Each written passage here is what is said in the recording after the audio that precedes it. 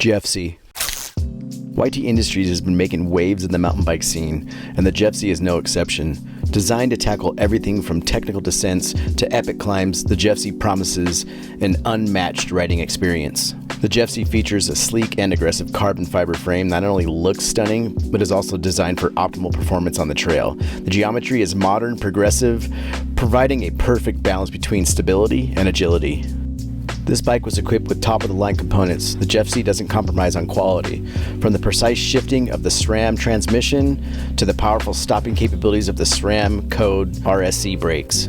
The new YT Jeffsy has a couple of features that are pretty impressive that YT has designed for their new bike. And I'm here to share my experience in the last 30 days of being on this bike.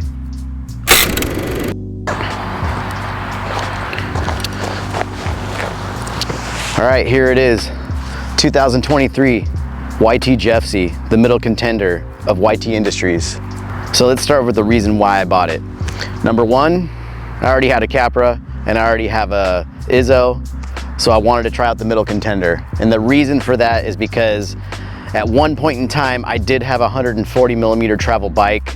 That was probably my most ridden bike before I got the YT Izzo. And most people don't realize how much travel 145 is and how capable it is.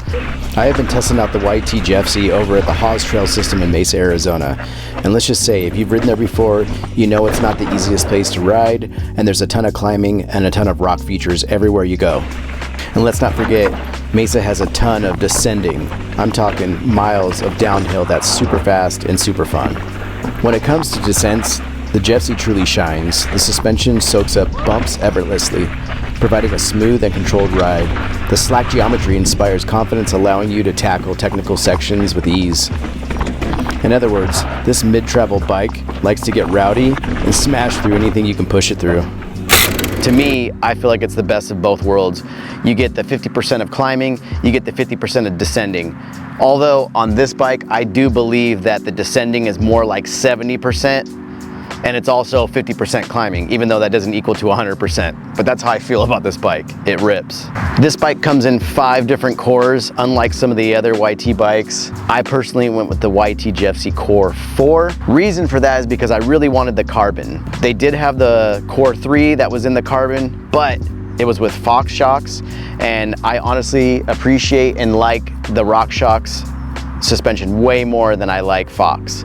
Reason for that is not because it's necessarily better or worse, but it's because I can tune the RockShox suspension a lot easier than I can tune the Fox suspension. I don't know why, I just feel like every time I've tried to tune the Fox suspension, it's either too soft or too hard, and I just didn't like the way it felt, so I've been going to RockShox for everything.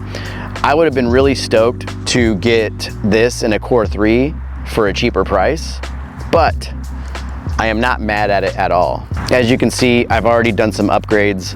The first thing I did was my handlebars and stem. This bike originally came with a 50 millimeter stem. I knocked it down to a 35 millimeter stem. I personally prefer my reach shorter, and this is a longer bike than my Capra in a size medium. The Izzo is about the same length as this bike, but I just prefer that shorter reach. Every single YT bike that I own, I have dropped a 35 millimeter stem on it because most of them come stock at 50 millimeters. Let's talk about this bike setup. Number one, it has the RockShox suspension. RockShox Lyric Ultimate up front, RockShox Super Deluxe Ultimate in the rear. Both are great suspension platforms. Personally, I really like the Lyric fork, even though it's only a 35 millimeter stanchions. Don't get me wrong, my favorite fork is the Zeb, but this is the second contender for sure. And it's a lot lighter than the Zeb, so it's perfect for a trail bike. You can see that I do have my Noble carbon wheels on there, which are the TR37s. I did not buy another set of wheels. I just took the wheels off my Capra because my Capra is now going to be my downhill bike during downhill season. I did throw on some Tidal handlebars along with a Tidal stem and a new Tidal saddle. That's literally just for looks. Let's talk about the drivetrain that comes on this bike. Drivetrain on this bike is the GX transmission, brand new from SRAM. I mean, it works great. It works phenomenal. It's electric shifting, and I gotta say, electric shifting is pretty rad. I mean, I don't have anything negative to say about it other than when you forget a battery, you're screwed. But with that new trap door down below, I am able to carry an extra battery with me at all times, so I'm not too worried about it. The one thing I didn't like about the GX crank that came on this bike was how long they were. I prefer shorter cranks. 170 for me is just not my cup of tea.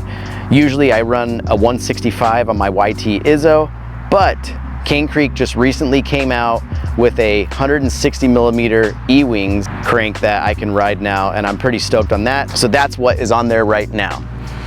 In order to make this work with the transmission, you need to have the wolf tooth components chainring, and once you put that on there, you can rock any crank you want. Shout out to Wolf Tooth for that. Since day one of getting this bike, I've been riding clipless. I don't have to worry about my feet sliding around. I'm using the Crank Brothers MTB pedals, which are the enduro mountain bike pedals, and I gotta say, once you get used to clipping in and out, they hold you in place, and I like that about them. One thing I gotta say I'm pretty impressed by is the Code RSC brakes. I've never been a fan of SRAM brakes. Usually when I have them on my bike, I take them off and throw on some Shimano brakes, but these 4-piston brakes are doing the job, and I don't think I'll be taking them off anytime soon. I will say that they do have some adjustments right on the levers that I have been messing with to make them as hard as possible, so they're more of an on and off with less modulation. Another thing that I'm really impressed by is the new dropper post that YT put out. It's called the Postman V2, and you'll notice that the bolts are angled out on the sides rather than right in front and back of the seat post, which makes it a lot easier to adjust where you want your saddle to be. Let's talk about the frame design on this new YT Jeffsy. They have done a couple of tweaks on this frame. One of the big things that I like the most about this frame that they've done new is where the seat tube is. Before, it had that big triangle hole that was in there. I wasn't a fan of that, and that was just purely because I didn't like the way it looked. The new geometry of this frame is slacker for sure. I don't remember or not if it has a longer chainstay, but the chainstay is 437 millimeters. I want to say the head tube angle is 65 degrees, and this bike can just plow through things just like my Capra, except it can just climb way better than my Capra. With that being said, this thing cannot touch the Izzo when it comes to climbing. The Izzo is just a beast of a climber, but it depends what you're looking for. If you're someone that's doing a lot of single track riding, you probably want to get the Izzo. If you're someone that does a little bit of downhill and doing uphill to get to that downhill, definitely the Jeffsy. And if you're someone who's more of a park rat and you're going to be riding mostly downhill, get the Capra.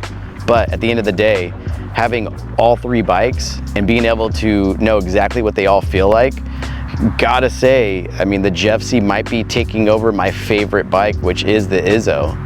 One of my favorite features so far on this bike is the new storage compartment in the down tube. And from what I understand, this took a lot of research and development to make this happen, so they were able to hold not just one, but 2 storage bags in there, so you don't have to have a bunch of stuff in your pockets. And I'll tell you, these things actually can hold a lot. And from what I understand, this compartment is water sealed, and these bags, I'm assuming as well, are also waterproof. And right now, I'm currently carrying 1 extra battery for the SRAM drivetrain, 1 multi-tool for whatever reason I might need it, and also a plug kit by Crank Brothers that actually came with the YT Jeffsy.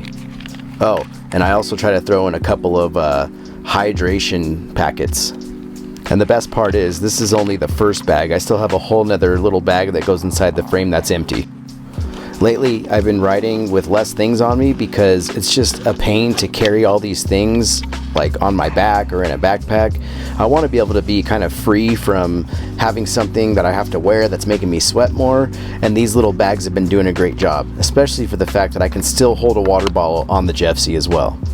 But there's one more thing. After all these cool new features, the one thing that matters to me most is, how does this bike jump? So I decided to revisit the place that taught me how to jump. The place that has doubles, features, big jumps, you name it, it's got it. Pyramid Peak. When you go to a place where you're already familiar with how everything is supposed to feel, it's real easy to know whether the bike feels good or not. And I gotta say, this bike felt so natural underneath me. I mean, every time I hit a jump on this thing, I had 100% confidence on it. And I was pretty impressed that it didn't take me more than a couple runs before everything was just lining up and feeling great.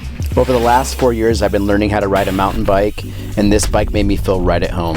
So at the end of the day, if you're looking for an all mountain bike, the Jeffsy is the guy to go to. I mean, to me personally, I think this is the ultimate setup for doing almost everything. There isn't much more that you really need unless you're getting into some pretty hairy stuff.